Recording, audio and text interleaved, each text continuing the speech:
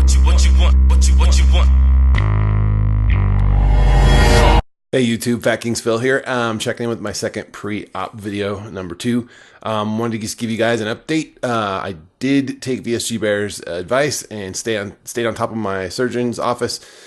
Finally got through, and they received the fax. They finally received it. I know I sent it 4 times, so I had to get it 1 time at least. But they transferred me over to the lady who I can never get a hold of, and she's like, "Oh yeah, we got it. We need to set you up for an appointment next week to discuss, dates and all that good stuff." So looks like things are now moving full speed ahead. So it's such a strange feeling to go from wait to full throttle. So that unnerved me a little bit.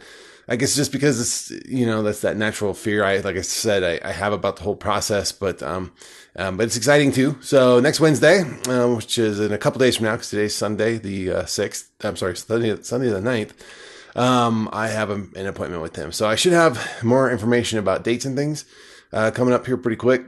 I got some family coming out in July, early July. So I don't know. I may set it up so that I start my pre-op diet, right after they leave. And then maybe look at end of July if that's possible. But I don't know. That's all speculation at this point. I will have to get back to you guys on what finally shakes out when it comes down to that. So that's pretty good. So I thought I'd take a couple questions here and just kind of clear the air. I know I didn't get to everything last time in the last video because I didn't want to cram it all into one. Not even sure I'll get it all in here. So that's good because it gives me something to talk about next week. But so why am I posting under the FatKings TV channel?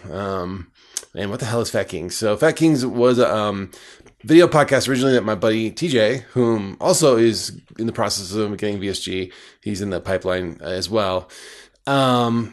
He wanted to have this like show that was all about being, an overweight man and all the trials and tribulations and things of that, and more of a guy show, like kind of just more centric toward men.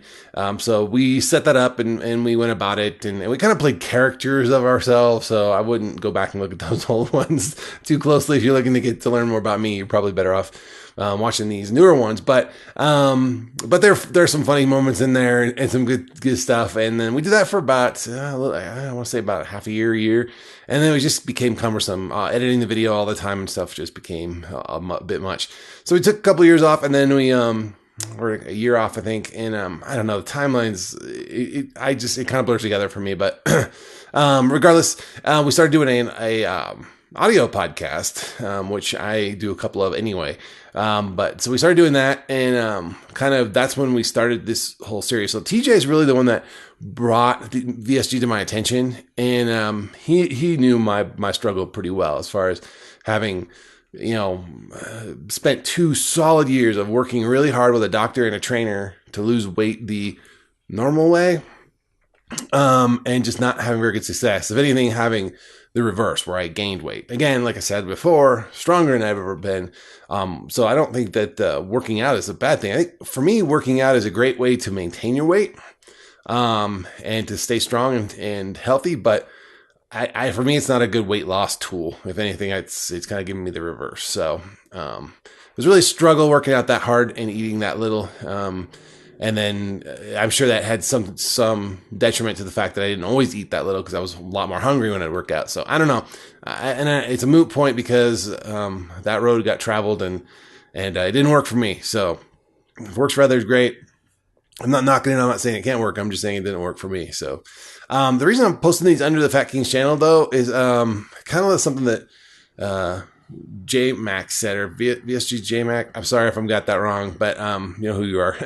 I'm kind of sharing this journey with the world, but not with necessarily all my close friends, which sounds weird, right? Because you think, well, if it's out there for the world to see, then why couldn't your friends see it? Well, they could if they were interested in looking for it. And they know I've done FatKings, so if they were interested, they would check that out. But I don't necessarily want to explain this to everybody and why I'm at this point, mainly because a lot of the people in my life are they are very fit and they don't have problems with weight, and they easily can lose weight, gain weight, put on muscle. My little blessing. So to be surrounded by those kinds of people is just great for somebody who can't do it. But I don't necessarily want to share this journey with everyone. And if they're interested and they want to find out, I'm not going to hide it from them either, but I'm not going out of my way to say, hey, come along, follow me on my journey. So we'll just kind of see where it all shakes out. Obviously, I think once I start seeing results and, have something to show, people are going to ask, what are you doing? So I think that if they really want to know, I'll share it with them then. Maybe. I don't know. We'll see how I feel about it. So that's why I'm doing it on this channel instead of the other channel. And then here's another question. What is all that stuff back there? That is all my Star Wars collection. So when I heard that VSG Bear's a 501st member, I was very, very excited to hear that. That's very cool, sir. Yeah, big Star Wars fan. My kids are big fans too. Have been since I was a kid. Grew up on Star Wars, still goof around with Star Wars. I enjoy it. It's just something on the side for fun, the books, the games, the what have you. So that's what all that stuff is. But a lot of it's decoration, and that poster back there, I should say, is that one is signed by George Lucas, Mark Hamill, Carrie Fisher, and Harrison Ford. So my brother got that for me before he passed away for my birthday. So that was pretty cool. So that's neither here nor there. I just want to get that out, air that out, because that's going to be the backdrop pretty much for every video. So I'm sure you're all trying to figure out what those titles are in the books back there and all that good stuff. But you could just ask me. All right. So why am I doing this? So if I don't have the comorbidities and I don't have any of those issues, and I'm married, I have kids, all that. What are you doing this for? So my dad passed away at 58. And he was a big guy. My uncle passed away. He was a big guy. He died a little bit later in life, but they both smoked and drank. And my dad's death had very little to do with his weight, but he was heavy. He's a very heavy smoker. Camel regulars, no filters, and yeah, it'll catch up to you. But he died young, and that kind of thrust me into the eldest male role of the family pretty quick. So I can remember right after my dad passed, my son was probably about two and a half. He broke his leg, and we had to take him to the doctor. And I was just thinking, God, I want to call my dad and find out what I'm supposed to do here. So there was nobody to call, and that was when I realized, oh my God, I'm it. I'm the person everybody calls. I'm the person everybody turns to now. And so that kind of played with my head for a while. And I want to make sure that I'm around for as long as I can be. And that's one of the reasons that I'm doing this. It's certainly not the only one. That's one of them. And then, I'll say that while I don't have comorbidities, God, that word, I do have symptoms, I would say, of being bigger. Like I get some lower leg pain when I work out, right around my ankles, like on the outside edges of my ankles. And I've had this since I was a kid. My feet were kind of like out like that when I was a kid, and so to turn them straight, the little muscle that runs along the backside there is super, super tight. And anytime I work out, and that muscle will immediately just knot up. So I can't run. I mean, even what would be considered running for me, a guy my size, I can't really run. I can't really walk super long distances without pain sometimes. I have to stay really hydrated. I have to be very careful about the terrain I walk across and stuff to make it not hurt. And I notice as I get heavier, that gets worse. So as I get lighter, it gets less. I have less trouble with it. So that's one of the reasons. I don't have sleep apnea, thank God, but I do have a condition called heroic snoring. And yes, that is a condition. I was diagnosed with heroic snoring. So I can snore very, very loud. And so I have to sleep in a lot of goofy positions so I don't snore loud and blow the whole house out. And that's causing me some midsection pain, back pain. So if I lay on my side and that weight pressing on my spine on the side, or just the way I sink into the mattress in certain positions, I get very stiff. My back gets really stiff. There's nothing wrong with it. It's very it's not skeletal, it's muscular, but it is very painful. When I first wake up, I can't hardly bend over to put on my shorts, So there's that. And that's gotten worse, I noticed, as I've put a little more weight back on. So I need to address that, and I'm getting older. So getting older, you don't recover as fast as it's that simple. Like I said before, I'm 41. I'll be 42 this year. I'm not that. I don't feel like I'm old yet, but it ain't gonna get any better as I get older. I can pretty much guarantee that. So I want to make sure that I get this weight off and do it for that. And then Les of Sarah says something that really stuck in my head the other day, and it was let's see if I can find it. I thought I scribbled it down here, but.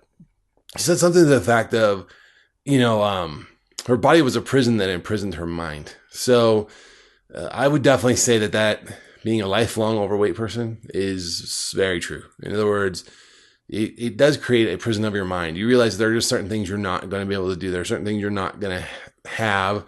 There's certain things, that last statement's a little fuzzy, but there's certain things that are just closed off to you that you're not going to do. We're not ever going to be able to do. And I think that mental place, it sets you up for, it sets you up to almost not to fail, but it sets you up just to never try some things. And I don't think that's a good thing. And I've kind of fought that, and I've gone out of my way to try things that I, think would not be open to me. And I've been successful in some of them. And in some of them, I just, it's been limited success, which can be more frustrating.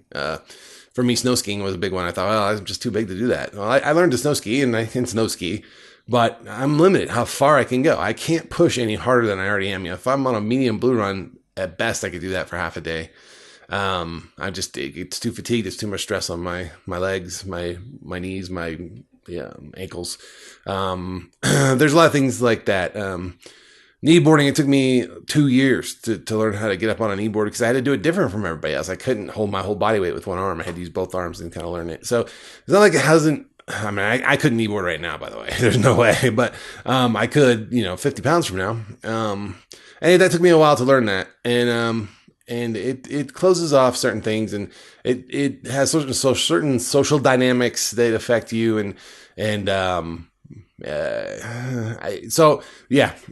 leave it at that for now. But some of those effects can be as strong as things like, you'll find yourself avoiding looking yourself in the mirror, looking at yourself in the mirror when you pass by or something. Or you'll look straight at your eyes in the mirror. You won't look at your body. You get real self-conscious, in more intimate situations, or if you go to the pool, you're always wearing a tank top at least or something. You're not going out there shirtless. I'd rather be out there pantsless than shirtless kind of mentality. You do end up feeling like a prisoner trapped in your body. Who you are, it's constantly being stymied by your size, if you will. So, repeated failures, were starting to stack up on me. I mean, really at this point, just repeated failures have really gotten me to the point where it's almost impossible to rally to try again. It's like, I just can't go starve myself for another 6 months. I can't make myself do that, mentally. And it takes such a mental will to do it. And that's the only way I'm going to lose more weight again, to where this tool will give me the ability to where I won't be starving myself. In other words, I'll be eating the calories I would, probably less, than I would be on a very restrictive diet. But I won't have all the side effects and pain and the ability to slip up, or even the desire, probably just from seeing what a lot of folks would go through early on in the process.